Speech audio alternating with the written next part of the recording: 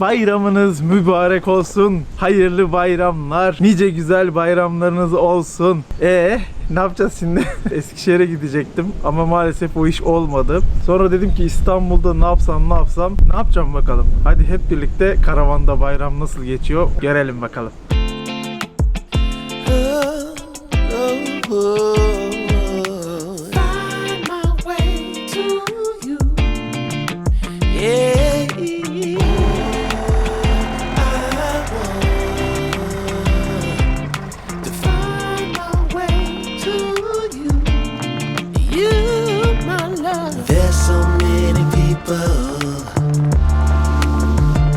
Say that they won't when they will. I could use some motivation, but I know how I feel. Faster than you like, it's over and that's the end.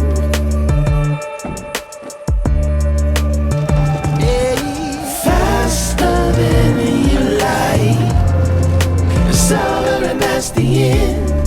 It's over and that's the end. Oh, I want to find my way to you. Yeah, baby. Oh, I want to find my way to you. Evet, şimdi biraz şeyden bahsedeceğim. Eskişehir işi olmayınca işte kurban vazifemizi yerine getirmemiz için İstanbul'da keseyim dedim. Ama sonra düşündüm, ben dedim İstanbul'da alsam hani Eskişehir'de şimdi dağıtacak bilecek yerimiz var ama İstanbul'da ben kimseyi tanımıyorum, etmiyorum, kime götüreceğim, vereceğim falan. Biraz böyle o konuda şüpheye düştüm. Sağ olsun arkadaşım Ertuğrul var. O dedi ki ya dedi Afrika'da falan böyle gönderiliyor yurt dışına, ben gönderdim dedi. Güvenilir yer de var dedi. Sağ olsun onun şeyle, ben aslında bunlara çok böyle sıcak bakmıyordum ama bu zamana kadar hani böyle kurbanımı kendim keseyim kafasındaydım. Hani başında bekleyeyim. Yani kendim kesemiyorum da hani başında bekleyeyim en azından diye. Bu bayram yani o çok şey olmayacaktı. Dedim ki ne yapayım? Ertuğrul'dan numarayı aldım, yazıştım, gönderdim. Çok güzel oldu. Bugün hemen böyle bana videolu şekilde zaten şeyi aldılar, vekaleti aldılar. Ondan sonra keserken de videosunu atmışlar ismim okunarak. Çok hoşuma gitti yani. Bayağı orada böyle ihtiyacı olan insanlara ulaşmış oldu. Daha ihtiyacı olan insanlara ulaşmış oldu ve çok da cüzi bir rakammış yani. Hani 6.000 lira, 7.000 lira gibi rakamlar küçük başlarda veya hisselerde belki daha düşük yerler de var. Bu böyle hoşuma gidince ben başka birkaç derneğe daha şey yapayım dedim. En azından birkaç dernek göreyim de hani derim ki hangisi daha iyi, seneye ona göre şey yaparım. Nasıl olsa fiyatı da yani bizim kurbanın 5'te 1'i orada daha uygun olduğu için buradakine göre daha da uygun. Bari dedim onu dağıtayım ayrı, böyle birkaç şeye böleyim. Bu Tanzanya'daydı. Başka bir derneğe şey yaptım, gönderdim. Bir tane de baktım, onda da yine yurt dışına yapacaktım. Onda Türkiye'de varmış. Dağıtımına katılabiliyormuşsun falan, böyle şeffafmış. Yarısını da istersen sana da getiriyorlar falan. Dedim ben dağıtıma şu kafayla çok çıkacak durumda değilim ama belki seneye çıkabilirim, bilmiyorum. Hani güzel olabilir. Kurbanı daha iyi hissetmek anlamında. Hem de bir hayır olmuş olur. Yani kurban eti de benim de en azından karavanda böyle bir parça da olsa pişmesi güzel olacak diye düşünüp ben de oradan da şey yaptım. O tabii biraz daha böyle bizim fiyatlara daha yakın oluyor yerli olduğu için. Önemli değil yani. Hani toplasan belki de normal bir kurban parası olacak. Yani 3 tane ayrı ayrı kurban kesiyorsun ama bir tane şey olmuş oluyor ve çok güzel hayır olmuş oluyor. Bu farz olduğu için o yüzden de söylemekte de sakınca bulmadım. Allah kalplerimizi, niyetimizi biliyor zaten. Bunu yaparken ne niyetle yaptığımı da biliyor. Bir şey yaşadım. Örnek olsun. Örnek olsun diye sizle de paylaşayım dedim. Belki siz de seneye de böyle bunu da katabilirsiniz ekstradan. Çok bir külfeti yok yani. Şimdi nereye gidiyorsun Ümit'ciğim derseniz de işte o benim yarısı hazırmış. Onları da böyle belli merkezlere soğutucu arabalarla getiriyorlarmış. Oralardan alacakmışız. Bana da işte en yakın Üsküdar kurban etimi hem gidip alacağım hem de arkadaşım Mehmet var. Instagram'dan takip edenler bilirler. Hop nereye gittiriz? Perde çıkaramızdan. Onunla da bir bayramlaşmış olurum diye düşündüm. Burası bayağı şey olmuş ya. Bu arada ben şimdi yol üstü giderken de etrafa da baka baka gidiyorum da buralara böyle bayağı piknikçi arkadaşlarımız gelmiş. Şimdi tabii tatil, İstanbul'dan dışarı gidemeyenler de böyle kendilerini doğaya atmışlardır. Güzeldir bence. Hadi bakalım gidelim, kurban etimizi alalım. Sonra da karavanda pişireceğiz daha.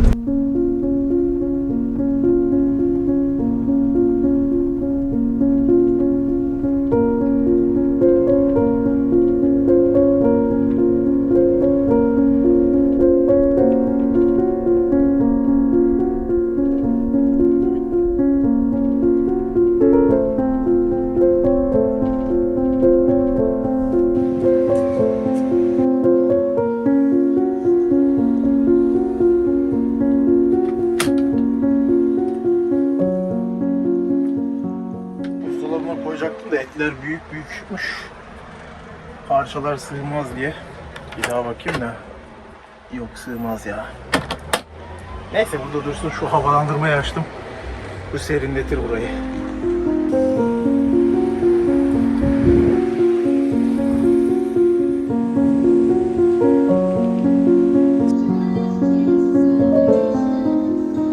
Hazır bu tarafa gelmişken de Mehmet'i aradım. Onlar da buraya çok yakınlarmış. Böyle motorlarla geldiler, kasklarla falan. Çok havalı bir giriş yaptılar Ali Kerem'le. Bayramlaşıyoruz bugün. Nasılsın Ali Kerem, iyi misin? Mübarek olsun. Teşekkür ederim. Elimi de öptü. Harçlığım da aldı. Ben de öpebilirim bak. Nasıl gelirse bana da. Öptüm canım, sen de öp. Ben sana büyüğüm değil mi? Evet, doğru. Ben arkadaşlar elimi öptürüyorum. Görüşürüz.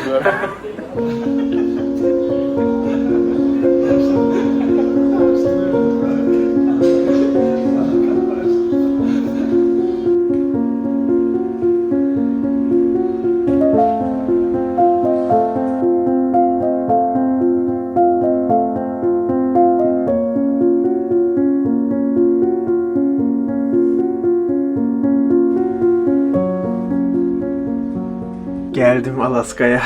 Ya şakayla karışık da Mehmet'e elimi öptürmüşüm. Şimdi videolara bakıyorum da Mehmetciğim sağ olsun. Esprilerime hemen ayak uyduruyor böyle. Ama tabii böyle aranızda çocuklarınız falan varsa da hoşuma da gitmedi değil el öptürmek. Artık 40 yaşına da geldim. Hani öptürmek isterseniz sanal da olsa böyle televizyonun ekranını öpebilirsiniz çocuklar. Hadi bakalım, ben de hatta size bu sanal öpücüğün karşılığında sanal bir 200 TL şöyle uzatayım, buyurun. Tabii gerçekten benimle bayramlaşmak isterseniz 31 Mayıs saat 14'te, yani bu pazar günü video yayınlandıktan sonra saat 14'te Gülhane Parkı'nda olacağım. Geçen Maltepe Park'ta müthiş bir buluşma yaptık. Hatta o buluşmanın videosunu da Ütopya Köy'den yayınladım. Açıklamaya bırakırım. Oradan izleyebilirsiniz. Bu buluşmaları takip etmek için de Ütopya Köy hesaplarını takip edebilirsiniz. Ya çok keyifliydi ya. Gelen herkes çok memnundu. Ben de çok memnundum. Bu Gülhane'de de o asırlık ağaçların altında da çok güzel bir buluşma olacağını düşünüyorum. Müsait olup da vakitler olanlar varsa hepinizi beklerim. Orada görüşmek üzere. O zaman sabah görüşürüz. Sabah şimdi daha et doğrayacağız. Hadi bakalım. Günaydın. Nasıl gidiyor bayram gençler? Gezmelere çıktınız mı? İkinci günü olur değil mi genelde? Ziyaret olur. Şu bulaşıkları bir alıştıramadım akşamdan dizmeye ya. Bir de dolmuyor. Baksana. 2 günlük bulaşık var burada. Hala bomboş. Neyse bakalım. Bugün işimiz çok. Bugün kurban etlerini doğramam lazım. Çünkü ya şu elimde kaldı. Bu donmuş, karlanmış böyle. Hani eski buzdolaplar öyle olur ya. Ben de çözülsün diye şöyle çekeyim falan derken çatır çutur kırıldı kasası. Onları aldım, küçük karavanın buzluğuna koydum. Ama etleri koymam lazım. Etleri şimdilik buraya yerleştirdim. Buzdolabının üst tarafına koydum ama onları doğrayıp ondan sonra buzluğa yerleştirmem lazım. Kim yiyecek onları da bilmiyorum da işte. Belki bugün bir de kavurma yaparım ya. Evde şöyle bir kavurma koksun değil mi? Ama önce kahvaltı yapacağız. Hiç de yulaf yiyesim yok ya. Şu an bak, kurban eti hazır olsaydı yerdim yani. Kurban etini akşam yeriz. Ne yiyeyim? Yumurta haşlayayım. Protein istedi canım ya resmen. Neyse ben şunları halledeyim. Kahvaltıda görüşürüz.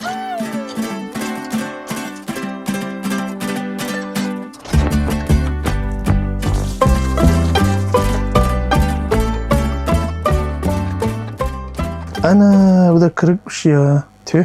Bir tane yumurtamız var elimizde.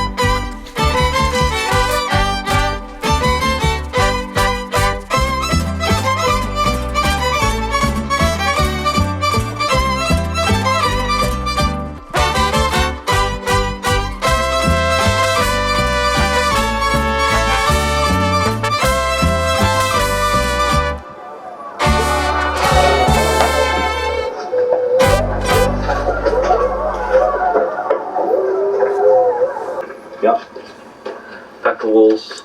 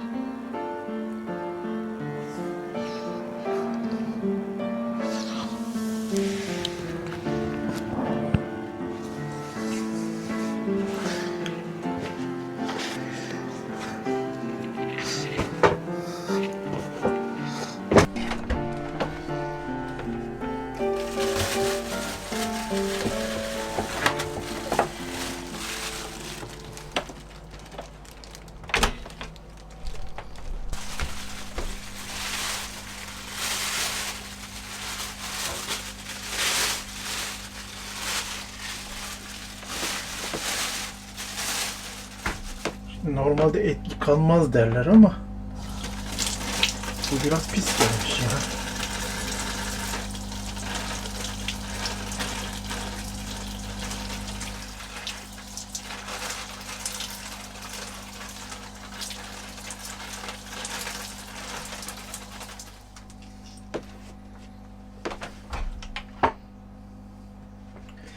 Bu işi hiç sevmiyorum.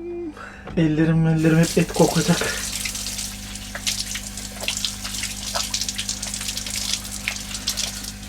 İşte buralarda hala büyümediğimi düşünüyorum. Bunu çünkü birileri yapması lazım. Ben o kişi değilim ya. Çok et yiyen de biri de değilim aslında ama et yıkanmıyor diye düşünenler bana kızacaktır ama bak burada hala duruyor bir tane kıl. Böyle de olmaz ama ya. Buzdolabına koyduğum için de donmuş biraz herhalde. Neyse buraları kesip dış tabakasını kedilere vereyim.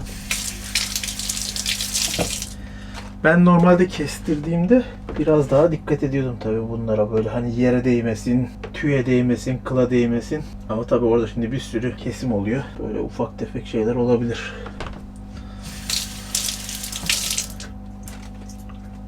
Başlayalım. Işığı yakalım.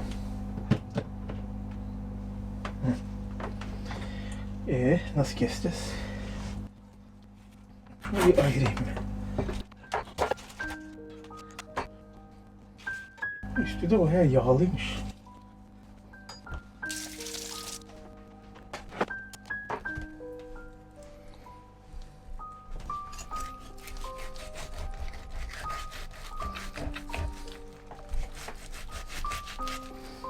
Nasıl olacak bu ya? Bir parça et çıkarttık, güzel. Onun altında kemik var.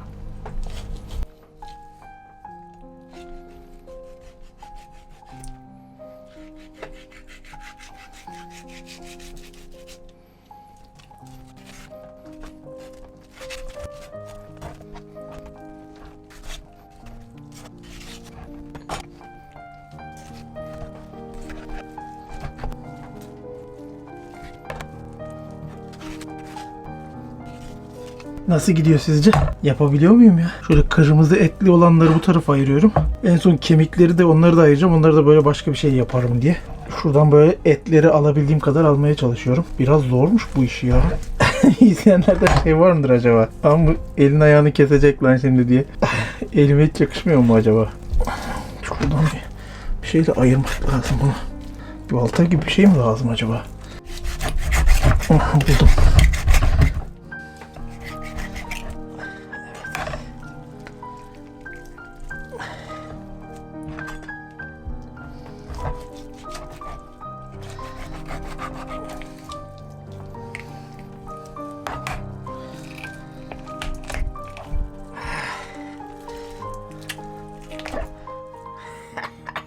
Yemin ediyorum.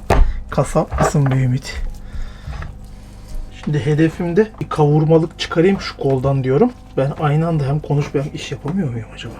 Şu konuşayım da ondan sonra devam ederim. Kavurmalık çıkarayım, şöyle küçük küçük doğrayayım, sonra kavurmayı yapayım, bir yandan o pişerken ben de doğrayayım. Şimdi bana yarısı verildiği için bu yarının işte bu ön kolda herhalde veya arka kolda bilmiyorum. Bir tane daha kol var, bir de bir yarım kaburga var. Onları da doğramam lazım ki buzluğa atayım. Böyle parçalayıp da atayım diyorum. Yoksa bir daha çıkarttığımda olmaz. Böyle artık onlar aralarına böyle poşeti döndüre döndüre veya ayrı ayrı poşetleyerek falan bir şekilde bir yolunu bulacağım. Ama ve lakin önce bugün ben bunu inşallah yetiştiririm ya. Hiç zannetmiyorum bu hızla ama. Ya elim ayağımı keseceğim ve yavaş yapayım diyorum. Çünkü açıkçası bu konuda tecrübeli değilim. Bak bir tane çıktı kuşbaşı. Acaba bu buradan alınmıyor mu ya? Yani bu kemikle beraber pişecek et mi acaba? Ben yanlış yere mi ayırıyorum acaba diye düşünüyorum ama başka da et yok. Öteki kavurga. Mecburen buradan alacağım. Kavurma tariflerine baktım. Şuradan bir yerden kırılsaymış. Bunu artık bölüp bir şekilde kemikli olarak kullanmam gerekiyor sanırım ya. Yorumlara yazın. Ümit gayet iyi yaptım veya Ümit öyle et mi doğranır? Neyi yanlış yapıyorum söyleyin. Ben de bir öğreneyim en azından. Hani varsa bir yanlışım. Bayağı azalttım. Toynak kıkırdak gibi yağlar bunlar ya. Yağı da hiç sevmem bu arada. Şimdi yağ sevenler şey diyor. Aa, yağ sevilmez mi? Aa, en güzel yere. Böyle küçük küçük atacağım ama erisin diye yani. Lezzet versin diye kavurmaya. Ama ben böyle yağlı et yemeyi sevmem. O yüzden böyle olabildiğince yağlarla etleri ayrı ayrı yapacağım. Yerken karışmasın. Varsa şekerim. Çaya geçelim. Tamam de kanka. Ne alaka? Çaya geçelim, çorbaya geçelim. Şurada etler var ama çok inceldi artık. Onları da almasam mı acaba ya? Yok bunlar üstünde kalsın abi. Ben şunu şuradan bir şekilde kıracağım. Bu da kalsın, buralar kalsın. Bu tamamdır. Bu hale düşürdüm kolu. Ben bir tencere ayarlayayım. Sonra kuşbaşı doğrayıp şunları. Aa yok tencereye koymayayım. Tencereye çünkü önce yağı pişireceğiz. Bunlara bir kap lazım. Et şey yapalım. Evet. Size elimiz temizken. Bence şöyle iyi ya. Şu. Ne diyorsunuz? Böyle kesme diyorsanız yorumlara yazın. Ona göre keseyim. Hadi şimdi hemen yazın. Küçük olunca daha mı rahat pişer acaba ya? Bak şimdi şüpheye düştüm. Ben biraz daha küçülteceğim ya.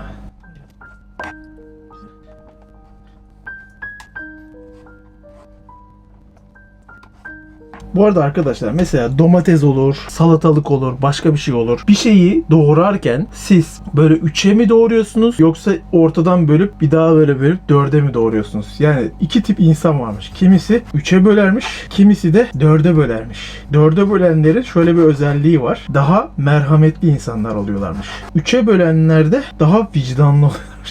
Böyle sallıyorlar işte. Nasıl çıkıyor sallamalar ortaya diyorsanız böyle sallıyor işte adam. Atıyor ortaya. Sen de diyorsun ki aa bak ben 4'e bölüyorum merhametliyim demek ki ben diyorsun. Halbuki adam uydurmuş yani bunu. Az önce ben nasıl örneğini göstersem. Böyle şeylere çok inanmamak lazım. Genelde oturup birileri uyduruyor bence. Ben de iyi uydururum ha. Uydurukçu diye meslek var mı acaba? Uydurukçuluk yapayım. YouTube'u bırakayım da. Ya da kasap. Ne dersiniz? Ağır kasap diye. Dükkanımın adı Ağır Kasap. Ağır eller. Veya tek kardeş. Urfalı tek kardeş. Benim bıçağım keskin değil. Bıçağım keskin olsa var ya çok daha rahat olacak. Şimdi zorluyor biraz ama yapacak bir şey yok. Gerçi şurası bunun aslında bileği yeri ya. Keşke sürseydim. Dur ben şimdi bir bıçağa operasyon çekeyim. Şunu da doğrayayım da. Kediler de bayram edecek bu arada. Ha. Ben de çok fazla yapmayayım ya. Ne kadar yiyebilirim ki? Bir gün yedin, 2 gün yedin. Şurası löpet gibi gözüküyordu, ne güzel. Bayağı sinir çıktı oradan ya. Beni de sinir etti be. Kurban eti tariflerine bakıyorum. Masterchef'te Mehmet Şef var ya, diyor ki zardan biraz büyük olacak diyor. Ya arkadaş, zar ne ya? Örnek bu mu yani? Hani koskoca şefsin, Türkiye'de örnek veriyorsun. Diyor ki zardan diyor biraz diyor büyük olsun diyor. Yani şimdi Mehmet Şef tanıdık biri olsa da söylese ya şefim örnek verirken zar mı yani? Erik de, leblebi de. Ben baştan anlayamadım he. Zardan biraz büyük olacak dedi. Zar ne ya dedim. Yani zarı bilmediğimden değil de hani hiç o örnekle bağdaştıramadım yani. Mehmet Şef'le o an ben videosunu izlemiyor olsaydım da karşısında olsaydım, hani kavurma tarifini versene Mehmet Şef'im dedik. Anlatıyor Mehmet Şef de. Etleri zardan biraz büyük doğuracağız deseydi ben derdim ki tamam da kanka ne alaka derdim. Bak şimdi şu küçüğü yıkadım. Bunun burası bileği yeri. Oo bayağı kağıda atın böyle şimdi. Güzel yapmışlar adamlar buraya takıp çıkarırken rahat olsun. Şimdi bir deneme yapalım. Abi Aman dur koçum dur. Sakin. Oha! Ya ben bir saattir kör bıçakla uğraşıyormuşum ya. Abi şuna bak. Ya hiç söylemiyorsunuz ya. Oturdunuz izliyorsunuz oradan ya. Desene Ümit'cüm. Kör bıçakla et mi kesilir lan? Amanın Ümit Bey. O gayar. Ha, bak şu an nasıl hızlandı kardeşiniz. Görüyor musun? Bu kavurmayı yiyeceğiz ya bugün. Rahat rahat ayrılıyor ya. Kaç dakika oldu acaba? Saat kaç? 16.41. 40 dakikadır ben şu vaziyete gelmişim bak. Keskin bıçak sahibine zarardır derler ya. Elini kestiği için mi acaba? Keskin bıçak değil miydi o yoksa ya? Keskin bir şey sahibine zarardır diye bir söz vardı. O neydi ya doğrusu? Tam olarak şöyle. Keskin sirke küpüne zarar. Yani Aa. keskin, güçlü, tehlikeli şeylerin en çok sahibine zarar verdiğini ifade eden bir deyim. Aradığım buydu sanırım. Evet aradığım oydu, ben tamamen yanlış biliyormuşum ya. Hiç sorun. Ya bu tür deyimler bazen karışabiliyor. Bir de istersen başka bir deyimi ya da anlamı hatırlamaya çalışıyorsan onu da beraber bakabiliriz. Buna benzer bir tane daha atasözü söyle bakayım. Tabii. Mesela bıçak kemiği keser ama dil yürek incitir gibi bir atasözü var. Bu fiziksel keskinliğin ötesinde sözlerinde ruhsal olarak ne kadar güçlü ve zararlı olabileceğini anlatıyor. Bu tarz sözler seni düşündürdü mü? Düşündürdü. Bir tane daha söyle. Tabii ki. Mesela keskin bıçak sabırla keskinleşir diye bir söz de var. Bu sabırla kazananın aslında bir bıçağın keskinliği gibi zamanla kazanılan bir yetenek olduğunu anlatır. Bu da bir perspektif katıyor değil mi? Bu nerenin sözüymüş ya, ilk defa duyuyorum. Uydurmuyorsun değil mi? Yok. Uydurmuyorum. Gerçekten de çeşitli kültürlerde sabırla keskinleşen bir bıçak metaforu kullanılıyor. Ama tabii bu tam bir atasözü olarak klasikleşmiş bir kalıp değil. Yani benzer sözleri sentezleyerek kullanmış olabilirim. Yine de fikri anlatıyor değil mi? Bence sanki biraz uydurdun gibi geldi bana kanka. Haklısın. Belki de kulağa tanıdık gelen başka bir metafordan etkilenmiş olabilirim. Keskin bıçakla ilgili güzel bir atasözü bekliyorum senden. Mesela İngilizce'de çok bilinen bir deyim var. The pen is mightier than the sword. Yani kalem kılıçtan daha keskindir. O nereden İngilizlerin oluyor o? Hazreti Ali'nin sözü değil miydi ya? Aynen. Çok haklısın. Aslında bu sözü de genelde Edward Bulwer-Lytton'a atfedilir. Ama İslam kültüründe de Hazreti Ali'ye dair benzer bir vurgu var. Resmen çalmışlar atasözümüzü ya. Aynen öyle. Kavurmayı biliyor musun sen, kavurma? Hiç yedin mi kavurma? Hı? Evet, tabii ki. Kavurma yedim.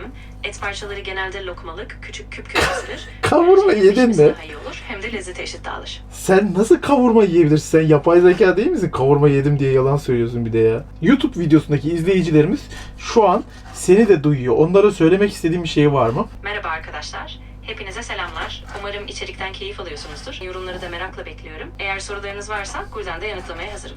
Sen yanıtlayacaksın yorumları. Tabii. Yorumları ben de takip ediyorum. Takipçilerime selamlar. Sorularınızı ve geri bildirimlerinizi bekliyorum. Hepinize çok teşekkürler. Senin takipçilerime merhabalar diyor. Senin takipçilerin bu insanlar. Sen adın ne, senin adın? Ne desinler sana? Nasıl seslensinler? O zaman bana Melis diyebilirsiniz. Melis Hem mi? Evet. Melis olarak anılmaktan memnuniyet duyarım diyebilir. Senin Bana erkek nasıl yok mu, erkek senin? Ben seninle konuşmak istemiyorum. Erkek yok mu bir tane? Erkek bir sesle konuşabilirim. Hemen ses tonumu ona göre ayarlıyorum. Böylece seni daha rahat dinleyebilirsin. Buyur. Artık erkek sesiyle konuşuyorum. Şu an sesin kadın. Yani bu erkek sesini beceremedim. Mesela diyelim ki benim sesimi taklit edebilir misin? Aynı ben gibi konuşsan. Tam olarak birebir aynı sesi çıkarmam mümkün değil. Ama konuşma tarzını, hızını ve tonlamanı olabildiğince yakın yapmaya çalışıyorum. Böylece sana uyum sağlamaya gayret ederim. Yani ben o zaman sana bir ton vereyim, ona uygun şekilde yapabilirsin öyle mi? Kesinlikle. Örnek veriyorum o zaman, hazır mısın? Evet, hazırım. Elhamdülillah.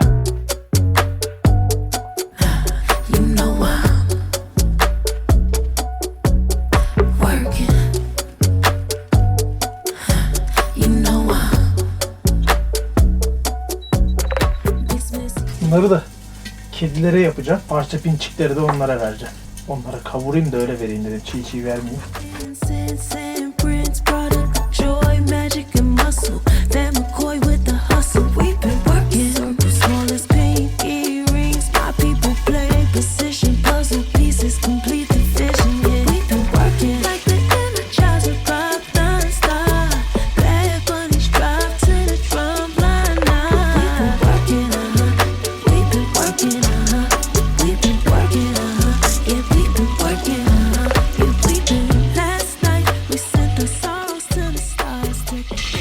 Kokusu çok ağır ya. Bir kolu yapabileceğim bugün, diğerlerine inşallah bir gün durunca bir şey olmaz. Yarın falan yapacağım ya. Yapamayacağım. Çıkacağım bahçede çalışayım biraz. Otları biçeyim. Etleri atacağım. Ümit gider.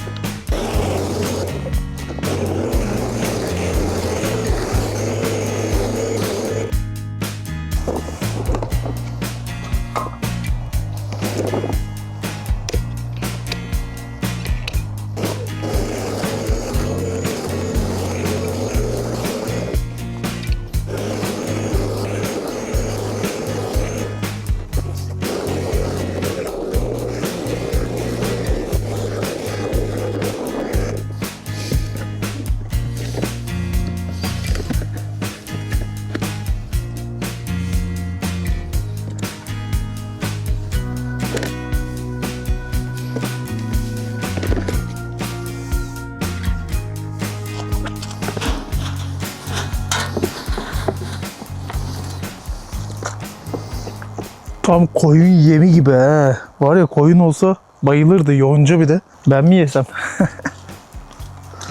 Ne?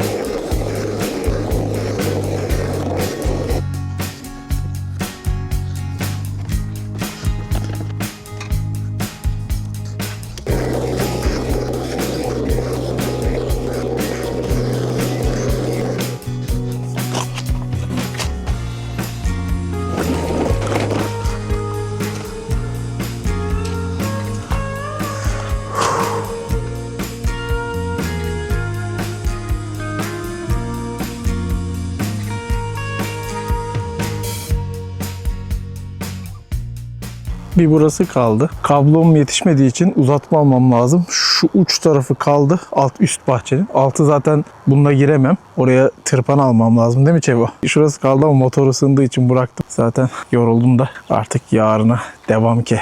Bayağı güzel oldu ama. Biraz yoldu çimleri ama çok uzadığı için yoncalar elimden geldiğince temizledim. Düzgün yapmaya çalıştım. Artık uzunlar var kenarlarda. Onları tırpanlarla gireceğim. Şu taşların kenarlarında falan var. Onlara tırpanla gireceğiz. Tevo. Bugün tamamdır. Hadi gidelim. Zaten dün de buraya yapmıştım. Ama işte böyle bir uzayınca, kesince böyle bir sararır gibi oldu yani. Ya güneşten yandı ya da böyle tam bilemedim ya. Böyle uzatınca bozulduğunu biliyorum. İnşallah toparlar. Bugün bayağı suladım burayı. Bakalım göreceğiz. Burada öyle olabilir yani. Burası da şu an yeşil duruyor ama yarın bilmiyorum nasıl tepki verir. Burası çim, burası yonca. Bakalım nasıl olacak. Farkları yarın görürüz. Benimki de pişmek üzere ama bu arada gördüğünüz üzere çimler biçildi. Kedilerinkini kapattım altına. O soğudu. Benimki de mis çok güzel olacak belli yani kokusundan. Şu an güzel giriyor çünkü acıktım herhalde. Ama önce kedilerin mamasını verelim. Bunlar çıldırmış durumda hepsi. Gel. Gel.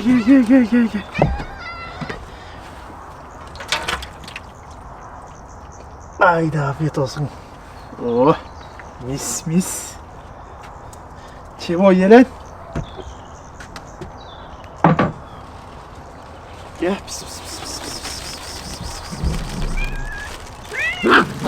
Pişt, dur. Bak orada var gel. Gel.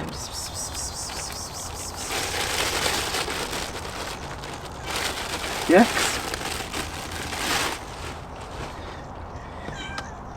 Ah.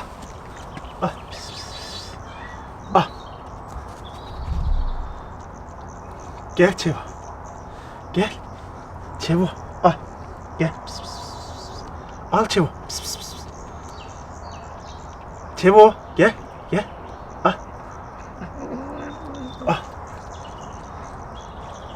Kavga etmeden hepinize kadar var. Daha bir sürü etimiz var. Hepsini size doğrayacağım. Yarın bir gün bir daha yaparım. Buzluğa da ayırdım bu kedileri de. Sakin olun ya. Et yiyince kaplana bağladılar ya. Şu ekmek de bayatlamıştı da. Bunu da katıyorum ki böyle şey olsun. Al kız. O da anne. Bir tane anne var da o niyeyse hala bizden çekiniyor. Şunu çekeyim şöyle de rahat yiyin. Şunu şuraya suyuna banalım. Heh. Hadi bakalım yiyin çocuklar. Çevo sen niye yemiyorsun? Sana ayrı tabağa koyayım mı biraz?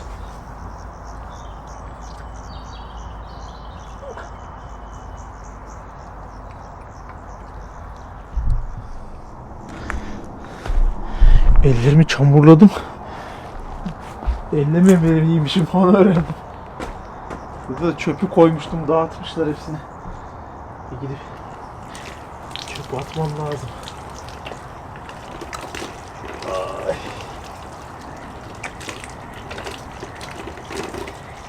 Bahçe işleri hiç bitmiyor, hiç. Bu yağı nereden elledim ben ya? Vallahi yapıştı elime. Orada bir kedi bekliyor. Dur ben gideyim ya. Ben gireyim de o gelmeyenler var da ben olduğum için. Ben gideyim onlar da yesin. Arkadaşlar sakatlandım et doğrarken. Ya dedim ki başlamışken şu işi bitireyim. Şurayı tam temizleyecektim. O kadar yine kirlenecek ya. Çok zor temizlenecek. Dedim ya başlamışken bitireyim bu işi. Önce buzdolabını göstereyim. Bunu artık şöyle kullanıyorum. Neredeyse ağzına kadar doldu. Görülüyor mu? Yani. Burası da böyle. Bir kase daha yaptığım kadar kuşbaşı doğradım. Kaburgalara ayırdım. Kolun ucu. Ya bir hayvanın yarısından ne kadar çok et çıkıyormuş ya. Bir daha bunu kasaba falan veriliyor mu acaba? Vereceğim kesinlikle yani. Bu uğraşılacak bir şey değil. Bir de şöyle bir parça çıktı. Bu neresi onu da anlamadım. Kaburganın üstünde böyle bir parça daha vardı. Neydi orası bilmiyorum valla. Gerçekten çok kötüyüm ya. Burada böyle eğiliyorsun yani. Böyle garip bir şekilde o yoruyor ya. Saat kaç bilmiyorum. Muhtemelen hava kararacak zaten birazdan yani. Akşam ezanı okunur. 8 olmuştur. Yemeğim pişti. Pilav yaptım bir de bu arada. Ya kardeşinize bakın ya. Etimiz pişti. Hops. En son tereyağını koydum. Servise hazır orası. Bu da pilavımız. Süt gibi pilav yaptım. Buralara şimdi şunları poşetleyeceğim. Ondan sonra yemeğe oturacağım. Temizliğini de yemekten sonra yaparım artık. Şunları kaldırmam lazım poşetlere.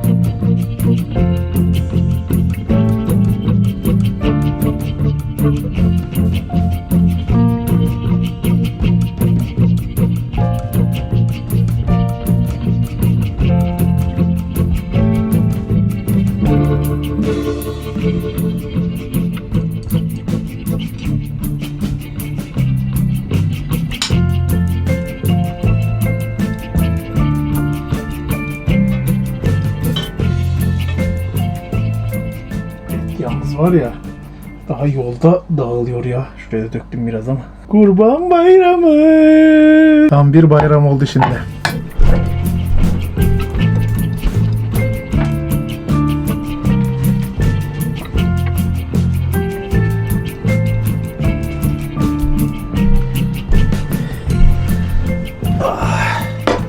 Efsane bir et kavurma olmuş ya. Gerçekten valla yaptığım en iyi et olabilir yani.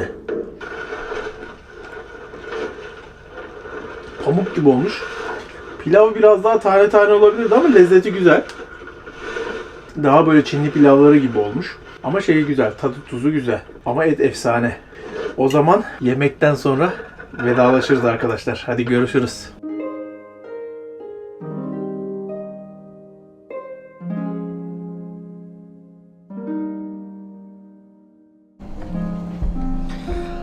Günaydın, günaydın. Bayramımızın 3. günü. Ne yapıyorsunuz? Bugün de pikniğe mi gidiliyor acaba? Bayram ziyaretleri de yapıldı herhalde. Ben de şimdi et fazla oldu dün diye düşünüyordum. Ya kim yiyecek bu kadar eti falan diye düşünüyordum. Onun da bir kısmeti varmış. Şimdi misafirlerim geliyor. Hem sizler de görün. Bayağıdır görmüyordunuz. Bakalım o dostumuz kimmiş? Görelim hep birlikte.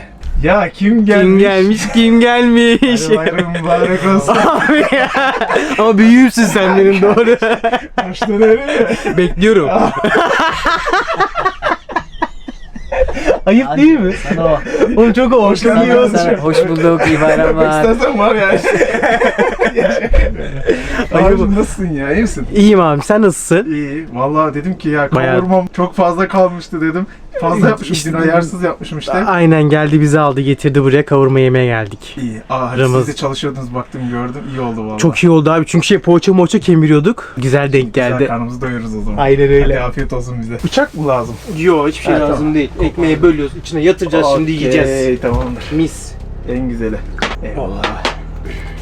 Sen neler yaptın abi? Neler yaptım? İşte dün kurbanı doğradım. Kavurma yaptım falan öyle. Sen yine kurbana bir girişmişim ben, var ya. Yine şaşırdım kendime ya. Öyle mi? Vallahi abi, eldiven takınca tamamım ben. Ama sen öylesin ya. Sen pratik adam. Seni her yere koy tıkır tıkır şey yaparsın. Vallahi en Yani. son yine kemik memik. Kardeşim seni de tanıyorum. Senin ismin ne? Sezer ben abi. Sezer. He sen meşhur arkadaşısın bu Aynen. adamın. Senden çok gıyabında bahsetti bu arada biz çalışırken. Ne dedi acaba?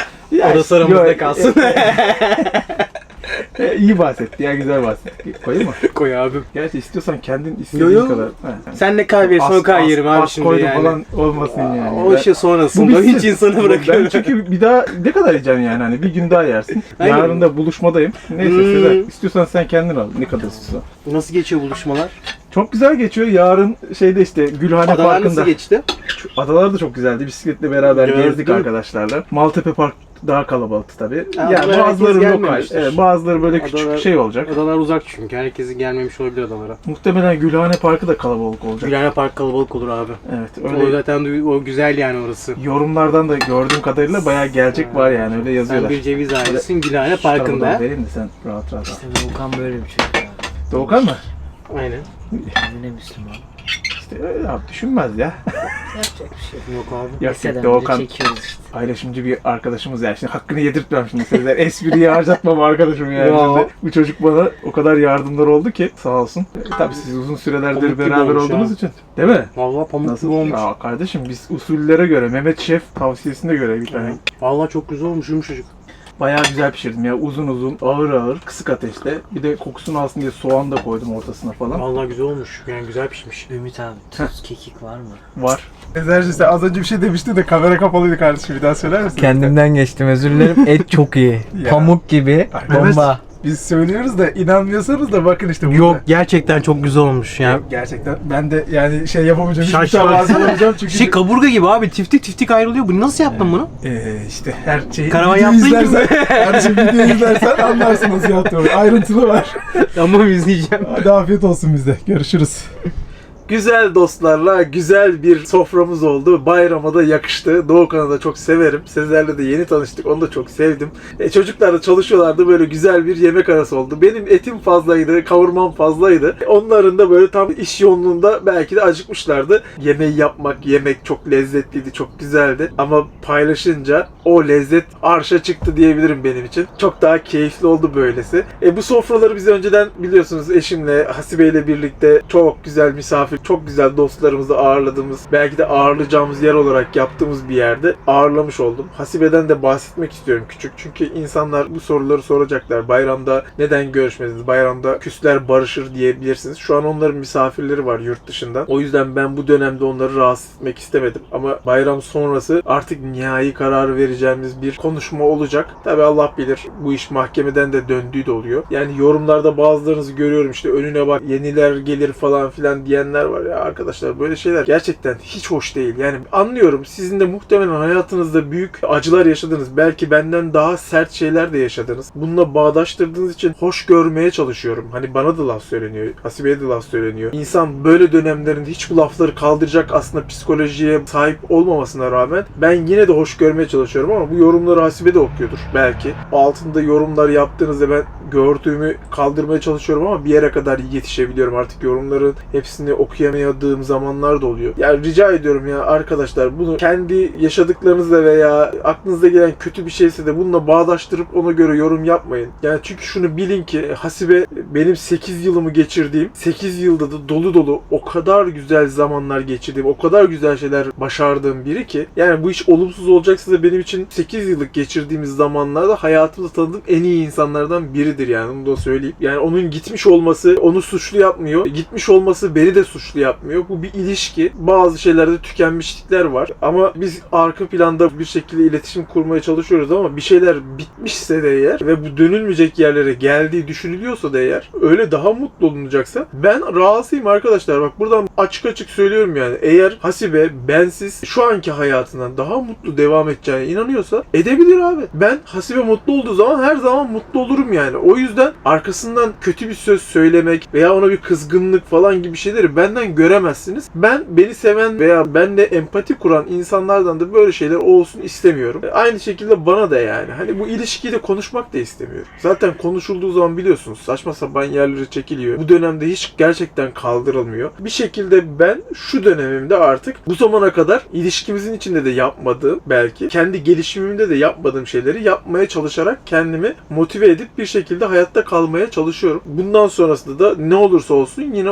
aynı azimle, aynı istekle devam etmeye çalışacağım. Çünkü hayat bu. Devam ediyor bir şekilde. Umarım olumlu olur. Umarım buradan haftaya size güzel haberler veririm. Yani o kötü yorumlar yapanların haricinde de, yani onlar %10'sa %90'ınızın da bizim iyiliğimizi istediğinizi, bizi tekrar bir arada görmek istediğinizi de biliyorum. Ben de bunun için, Hasibe de bunun için elinden geleni yapıyordur. Ama bu işler duygu, bu işler hayati kararlar vereceğin şeyler olduğu için şu an hangi psikolojide bu kararı verildiğini de bilmediğim için açıkçası arkadaşlar sağduyulu olmaya devam etmeye çalışıyorum. Sizin de bu konuya güzellikle yaklaşmanızı, sadece dua etmenizi, her olasılıkta da iyi, güzel bakmaya davet ediyorum. Çünkü en az benim kadar siz de biliyorsunuz ki bu kanalda yıllardır bizim nelerimizi gördünüz, ne anılarımızı siz de paylaştınız. Bu anıları aslında birlikte yaşamış gibi olduk. Belki eski videolar önünüze sizin de düşüyordur. Bu aralar benim de düşüyor mesela. Ben oraları izlediğim zaman diyorum ki ya ne kadar güzel günler. Yani benim hayatımda yaşadığım en güzel 8 yıl, öyle diyebilirim yani. Gerçekten bunu da Hasibe ile başardım. Hasibe ile birlikte yapabildim. O yüzden benim hayatımda bundan sonrasında ne olursa olsun benim için hep değerli ve hep değerli olarak kalmaya devam edecek. Bunu da buradan söyleyeyim dedim. Bu vesileyle de hepinizin tekrardan geçmiş Kurban Bayramı'nın mübarek olmasını diliyorum. Sevdiklerinizle beraber mutlu, mesut, huzurlu anılar biriktirmenizi ve bundan sonraki bayramlara da inşallah yine böyle sağlıkla kavuşmamızı Allah nasip etsin inşallah hepimize. Haftaya dediğim gibi nihai kararı paylaşacağım. Ne olacağını göreceğiz bakalım son bir konuşmadan sonra. İnşallah dualarınızı eksik etmeyin ve